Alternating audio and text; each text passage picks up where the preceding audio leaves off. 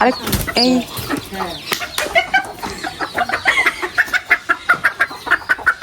বেচারি আমার কি ধরাম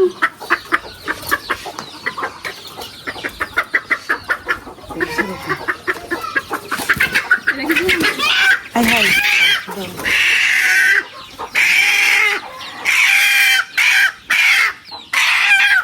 বড় মুরগি ধরতে গেছিলাম এখন বড় মুরগি কই গেছে বিছাই পাই না আজকে এই দেশি মুরগিটা রান্না হবে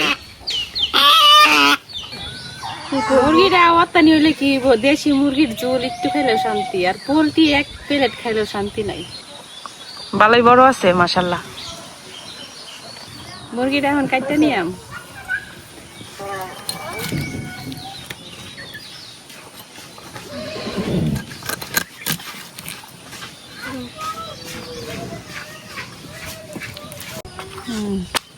মানছে তো মনে হয় কত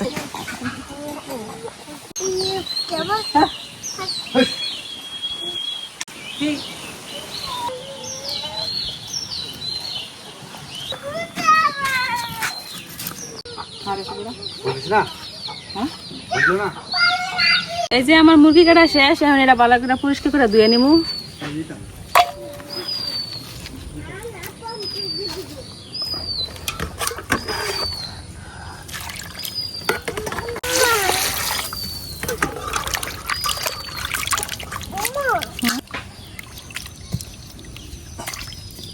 এই যে আমার মুরগি কাটা শেষ ধোয়াও শেষ এখন যাইতেছি রান্না করার লাগিয়া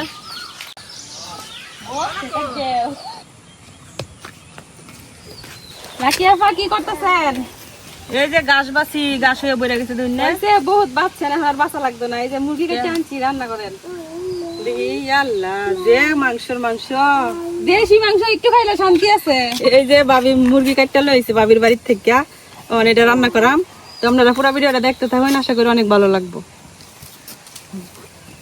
তো ভাবি এই যে মুরগির মাংস লই আইছে আমি মুরগির মাংসটা ভালো মতো দইতেছি আর আপনি ইন্দা পেঁয়াজ রসুন দিয়ে বাইটালেন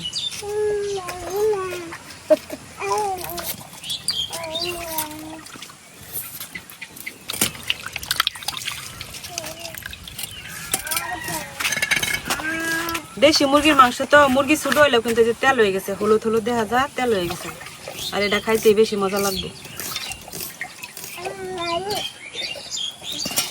এই যে এখন আদাগুলো বাইটে নিয়াম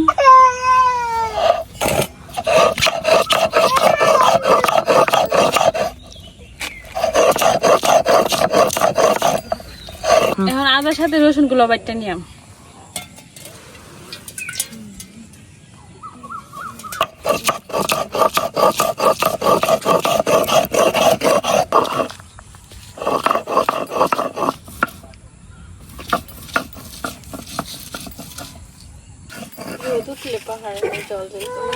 এই যে আমার আদা রসুন বাটা শেষ এখন এগুলো উড়াই নিয়াম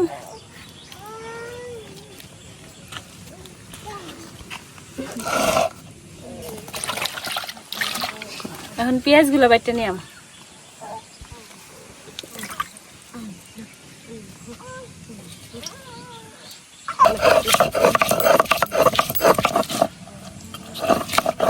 এই যে আমার পেঁয়াজ বাটা গুলো শেষ এখন উড়াই নিয়াম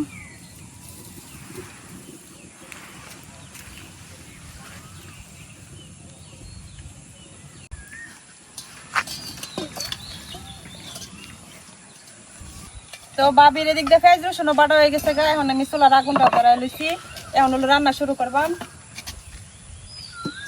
তো আমি এখন কড়াইটা বয়াই দিলাম আমার কড়াই গরম হয়ে গেছে এখন আমি তেল দিলাম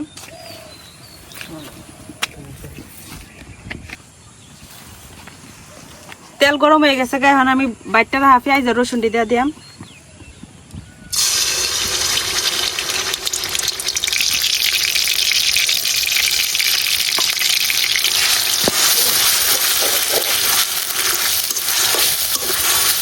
পেঁয়াজ আর রসুনটা বাগার হইতে হইতে আমি এনে একটা গুঁড়া মশলা বানাই লিয়াম, যেটা হলো বাটা মশলা লাহাই নইব।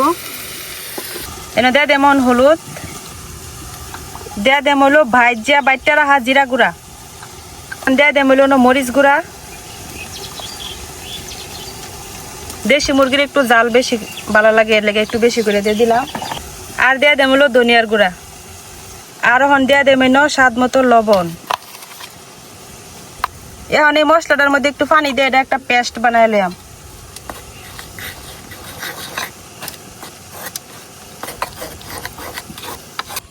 সব গুঁড়া মশলাটা যে আমি পানি দিয়ে গুলাই রাখছি, এটা কিছুক্ষণ রাখলে একদম বাটা মশলার যে গ্রান্ডা, এই গ্রান্ডা আইব।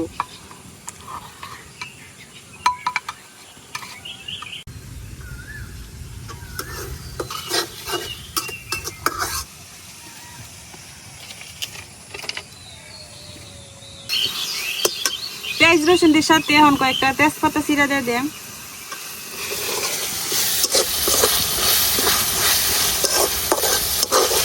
পেঁয়াজ রসুনের কালার দিয়ে হালকা একটু লাল হইলে এরপরে বাটা মশলা যেটা আমি রেডি করে রাখছি এটা দেন।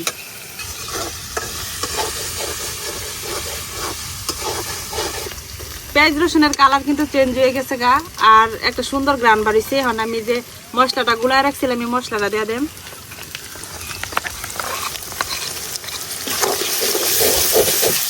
এখন এই মশলাটা ভালো মতো কষাইম যতক্ষণ না উপরে তেল ছাড়বো আর কি। এখন এই মশলার বাড়িটা দইয়া যেটুক পানি, এই পানিটাই শুধু এনে দিয়া মশলাটা কষাইম। এই যে আমার মশলা কিন্তু সুন্দর করে কষানো হয়ে গেছে, আর মশলা থেকে উপরে কিন্তু তেল বাড়িয়ে পড়ছে। ওখান আমি হলো মাংসটা দিয়া দেম।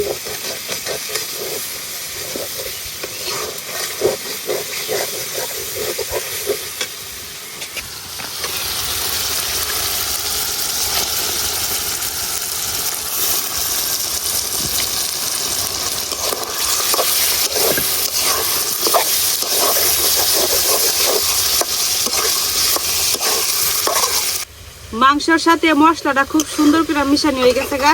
এখন আমি অল্প একটু পানি দিলাম, নাহলে কড়াইয়ের নিচে লেগে যাব।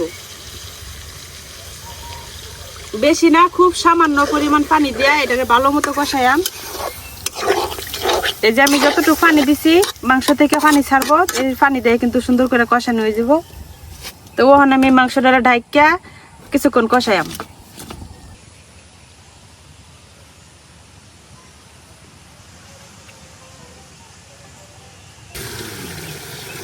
মাংসটা যখন একটু নিচের থেকে লড়াই দিয়াম, নাইলে আবার নিচে লাগিয়ে যাবো কড়াইয়ের মধ্যে।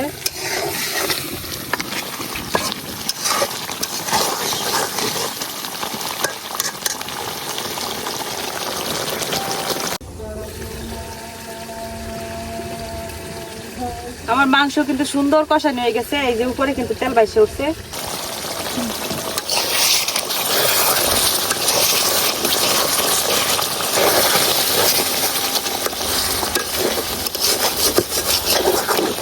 মাংস কষানো হয়ে গেছে গা, এখন আমি পরিমাণ মতো পানি দিলাম।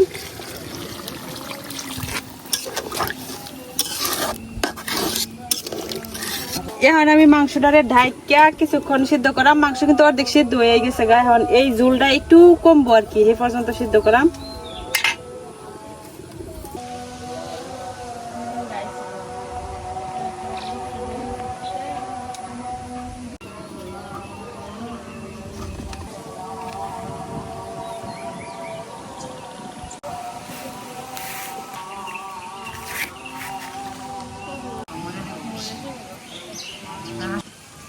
এই যে আমার তরকারিও কিন্তু হয়ে গেছে গা।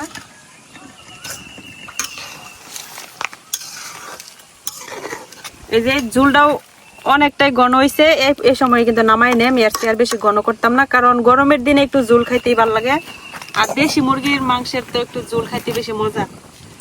তখন তরকারিটা আমি নামাই লিয়াম।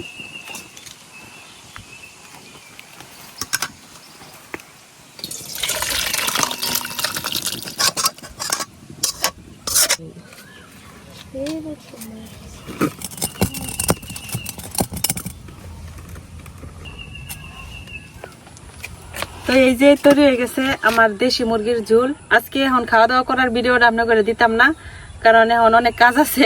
আমার ভিডিওটা আজকে কেমন লাগছে আপনাদের অবশ্যই কমেন্ট করে জানান যে